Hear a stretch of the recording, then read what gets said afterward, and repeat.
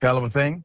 A woman chases a black man and falsely accusing him of having, well, a gun, which can get you killed. Here it is. What are you doing in this neighborhood? What are you talking about? What? What are you talking about? What am I doing? Are you videoing? We should do that. Come here. I'm good. No, where's that gun that you've been pointing at people? What? That gun? What gun? Pointing at people? What gun? The one in your waistband, bro. What waistband? I'm not playing with you. I don't have no gun. No. You need to stop. What are you talking about? You've been with people in our block, and I'm not okay with that. Who? Who? Don't worry about who. What You are been you... showing your waistband and that gun I don't have a gun. today. I don't ever have a gun. Why you with people in my block? What are you talking about? Don't play with me. I'm not playing with I'm you. not playing with you. Hey, Come here. stop. Come here. Just stop. Did you stop some people in the crosswalk? When? It doesn't matter when. Just stop. A mother and a daughter, and you showed them your waistband? What are you No, talking about? sir. No, sir, we don't do that here. Just leave me alone. No, stop your ass. Just leave me alone. You want to play with the people on my block? I got you, bro. I didn't do I nothing. got you. Just stop. No, Just back off. Just back off. Just back off. there's kids around. Just back off. There you go. Back off. There you go, because he has you. What? He has you on video in our neighborhood. There's only one terrified human being in that video, and it is the person who is recording. Put it up full mass. We have a little bit of background to provide. Obviously, the woman pictured is not afraid of the alleged individual with the gun. According to Atlanta Black Star, a case of mistaken identity turned into a very scary situation for one black man enjoying the great outdoors. In a concerning video posted on TikTok, this happened September 29th, the Post did. An aggressive middle-aged white woman followed a young Virginia man down a pathway in a quiet, wooded area of a public park. She proceeded to harass him and spew wild accusations while appearing disoriented. As he walked backward for yards down the isolated pathway, the baseless accusations flew. She claimed he was armed and dangerous, that he had pulled guns on multiple people, and talked in an, quote, out the mouth kind of way, end quote. His calm protesting did not deter the woman, who appeared more aggressive with each step. Now, in this moment of that interaction, this has become a life or death situation. And that's because if somebody would have overheard her saying these things and believed her narrative, they could have intervened in a way that was biased against him. Also, if a police officer would have been called, multiple cops responded, black male, wooded area, white woman making a complaint, he's armed and dangerous, pointing the gun at multiple individuals. How do you think that potentially ends? There's more.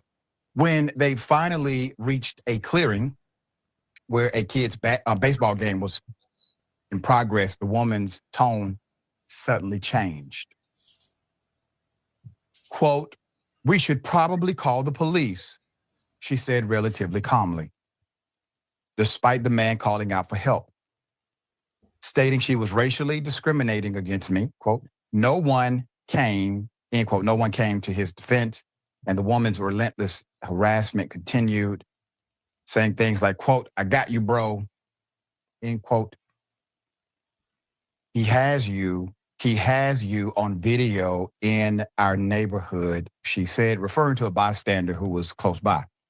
Quote, "For all the people saying I should have did some, I'm 6'3", 190, in an entirely white neighborhood. I would have been the aggressor. Things might have been worse for me." he wrote in the comments of the video. When the commenters clamored for a follow-up, the man who goes by Bleeds999 on social media said he found her husband and challenged him to a fight. Quote, well, I wasn't going to do nothing to her because she was a woman. But I asked the man if he wanted to fight. He said, no. She felt embarrassed and left. Put the picture back up again. Okay. All right, ma'am. I don't know if this is a case of mistaken identity or just plain out racism. But if you spew an accusation that a human being, especially a black male, is around white children and members of a neighborhood community, and that somehow he is armed and dangerous, understand you are putting a potential death sentence on that human being.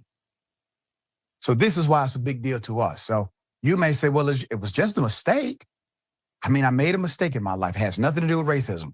Whatever your reason may be, understand what you have factually done and understand this person had to endure your actions and the results of them. All right, Senator, we've seen this before where a person may have alleged another individual was dangerous and armed, et cetera, none of this being true, but it did not stop other people from believing that narrative, and the worst absolute imaginable thing happened to the victim in that situation. What say you? Agreed, Doc, because the default setting in the United States of America, and this is not an indictment of all white people, or even other people who are of color, because people carry implicit and explicit biases that have been drilled into them, and they could subconsciously think a certain way and feel a certain way because they've been constructed to do so. So there's a default setting going on here, Doc, with this white woman. And again, I want to say anybody could have that default setting if you were socialized in the United States of America in particular. If you are black, and especially if you are a black man, you are always, almost always, like 99% of the time, you are dangerous by default. Again, socialized in the United States of America. If you are armed, that makes it even more so. And if there is a white woman making the accusation, baby, yeah, and we got the history to back this up, Doc, and we ain't got to go way back. We can go 3 days back, So all of these things have to be taken in consideration, and people should not be using law enforcement as a blunt force object against black people, particularly black men. You laid out public park, so he had every right to be there, unless she thought she was in the 1800s. So maybe she forgot about what time period she was in, but there was a time where black people had to prove that they were allowed to be in certain spaces. And I ain't even talking about Jim Crow. I mean, just because the laws de facto or de jure weren't on the books does not mean that people were not comporting themselves as black people, always having to prove that we belong in a space. Armed and dangerous. Your point, Doc. If she was afraid, she wouldn't have been following this man around. See, maybe there's some cultural differences, but in the black community, if we think somebody is armed and dangerous, we definitely are not following you around. We're going to call for some backup. Okay. Right. So maybe they don't roll like that. And then what are you doing here? Again, this whole notion of white skin privilege, you belong, he does not belong. And then she called him bro. She would have not called a white man bro. And I think what she does not understand, but the term bro or brother is a term of endearment in the black cultural vernacular and the way we approach and love on one another. He used it as a derogatory. I want to recommend a book, Doc, for the folks, and it's called How to Be Less Stupid About Race by Dr. Crystal Fleming. Now, I'm not saying a book can solve all our ills, Doc, but I just want to start to point people in the right direction when it comes to this. I was afraid for that man, I was very afraid for him. And your exclamation point on this is she could have got that man. I would look. I'm gonna add this. What up? If y'all here first time, like, comment, share, subscribe. And I'm gonna leave the number up. Y'all can call me if y'all want to talk about this, have a discussion, because I'm about to give y'all my context what this lady just said, that that young black man was most likely scared for his life. I'm just gonna tell y'all what I would have did. And I'm gonna play this video again so y'all can see it. You know, this lady walking up on him. My block. And I'm gonna add link. What are you talking about? Don't play with me. I'm not playing with you. I'm not playing with you. Hey, Come here. stop. Come here. Just stop. Did you stop some people in the crosswalk? When? See, right there, right when she was walking up, I would have said, don't play with God. I would have said, I'm a man made in God's image. Don't play with God. That's our biggest shield. We got to mention God to these people, because we talking that the spirit that they represent is the living, walking, breathing devil on earth. I ain't saying white people are devils like Malcolm X said.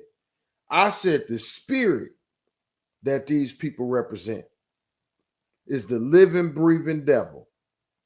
Because it's a lot of people with melanin that got the same spirit. They within our community. They do the same stuff. They prey on their own people. That's the same spirit. This lady spirit, let me continue playing. It doesn't matter. I would, as soon as she raised her finger, I would have said, I'm God in the flesh. Get out of God's face. Soon as she raised her hand, I wouldn't have been scared or nothing. I'm God. I would say, you talking to God right now. I'm made in God's image, and you come from me. Your bloodline come from mine. So if you think your bloodline more superior, she asking him what he doing there. This my whole planet. Everything in it belongs to me. I'm the first on this earth. I come from that. Yeah. These people, they want to intimidate and think they scaring some dang on body. You got to give them some insight and some education on who they are, like who they talking to. Man, I would not have been scared. I wish this would have happened to me. When Just stop. a mother and a daughter, and you showed them your waistband? What are you No, talking about? sir. No, sir, we don't do that here. Just leave me alone. No, stop your ass. Just leave me alone. You want to people on my block? I got you, bro. I didn't do nothing. I got you. Just Got me, bro. stop. I would have said, I ain't your bro. I'm God. This man, dang, man, I wish this young man had some insight on who he really was. Woo. Wow. Let me finish the video where I was at with the lady talking. She was saying some real stuff. As a blunt force object against Black people, particularly Black men. You laid out public parks, so he had every right to be there, unless she thought she was in the 1800s. So maybe she forgot about what time period she was in, but there was a time where Black people had to prove that they were allowed to be in certain spaces. And I ain't even talking about Jim Crow. I mean, just because the laws de facto or de jure weren't on the books does not mean that people were not comporting themselves as Black people, always having to prove that we belong in a space. Yeah, that's part of the reason why a lot of us don't even like to go outside. You see the jogging, the white people jogging and riding their bikes. We don't like to do that because we might get pulled over. We might get shot. We might get falsely accused of doing some shit.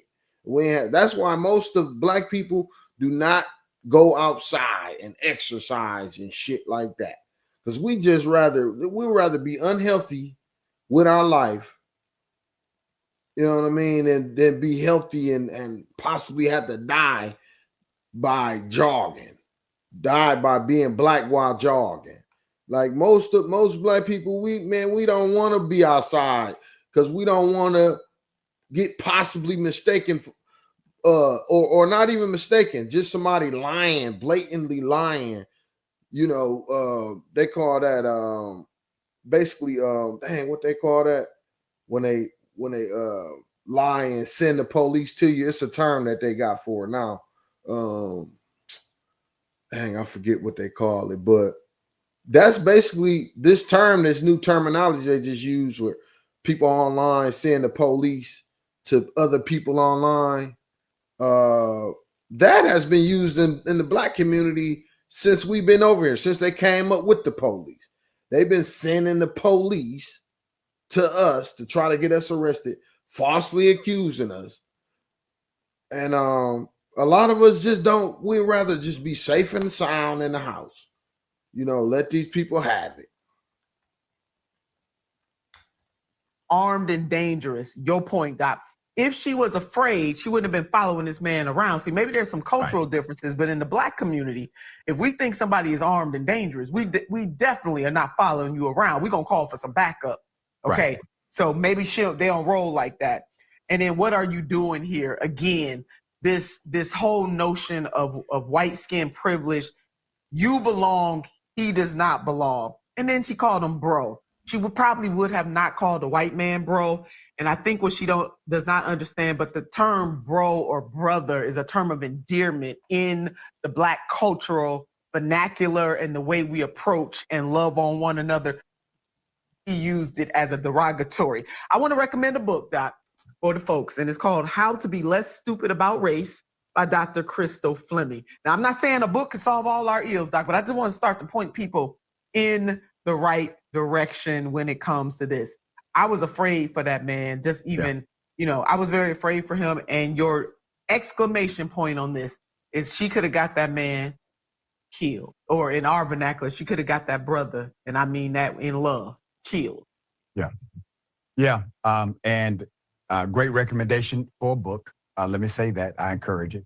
And also keep in mind, this person was coming out of a wooded, isolated area where anyone who heard a woman screaming or saying this man is doing something and is violent, you instinctively want to believe that a person would not self-victimize in a way to create a victim out of somebody who's innocent.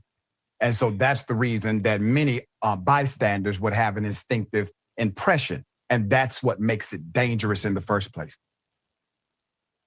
That's real talk. But we all know the history. We all know the history of that spirit in this country. But I'm gonna be specific, very specific. White racist ass people in this country have been lying on black people they whole goddamn existence, it seemed like, basically trying to project all they bullshit onto our community.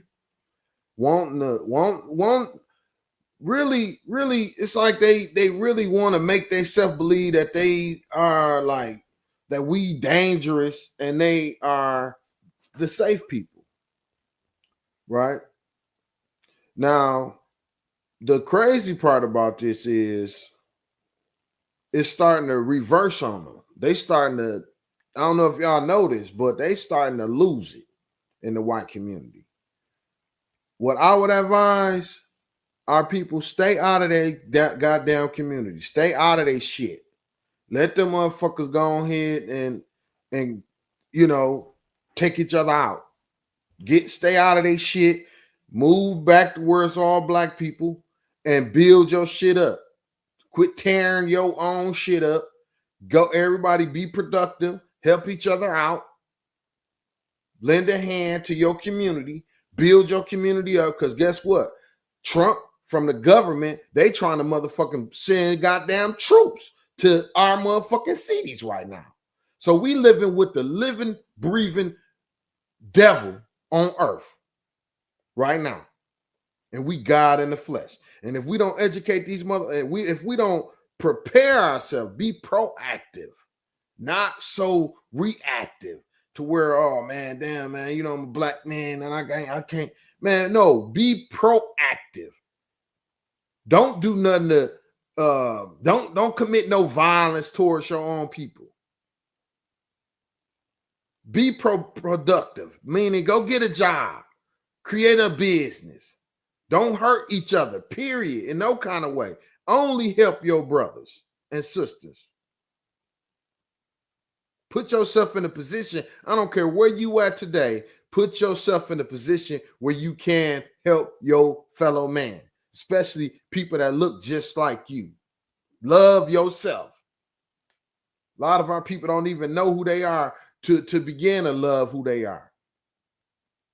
You not no goddamn nigga.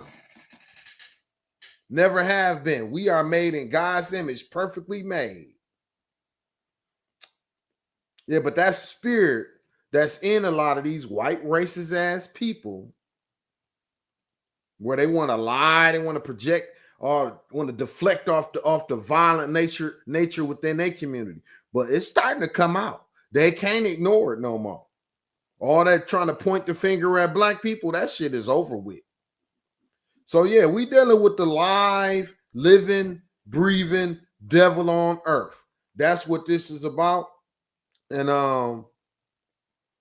you know, I don't really feel like I need to show too many videos, but I am gonna come back with another example of this kind of shit. And we're gonna talk a lot more about these mass white shooters in this country. And I'm gonna come back with that real soon. So look forward to that. I'm as y'all can see, I got my robe on, so I'm chilling, drinking my coffee. You know what I mean? Feeling good. Yes, sir. I'll be back one.